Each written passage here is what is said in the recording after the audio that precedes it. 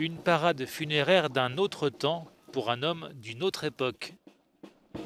La Russie a restitué à la France les restes d'un général de Napoléon, Charles-Étienne Gudin, décédé en 1812 près de Smolensk.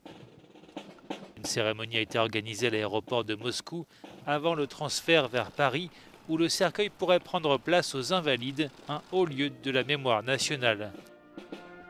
Ce rapatriement, qui coïncide avec le bicentenaire de la mort de Napoléon, suscite des polémiques en France, car les restes du général ont été retrouvés grâce aux recherches initiées par un historien et ex-militaire français, Pierre Malinowski, proche de l'extrême droite et disposant d'appui au Kremlin.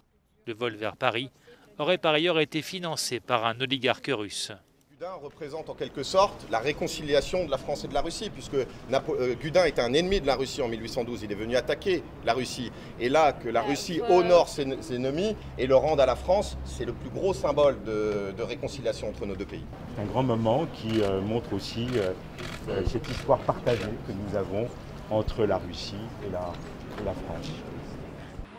Retrouvés par une équipe d'archéologues franco-russes, les restes de Charles-Étienne Gudin ont été formellement identifiés par des analyses ADN. Le général, qui perdit une jambe au combat, succomba à la gangrène à l'âge de 44 ans, à un moment où les troupes napoléoniennes progressaient vers Moscou. Le nom de Charles-Étienne Gudin est gravé sur l'Arc de Triomphe à Paris.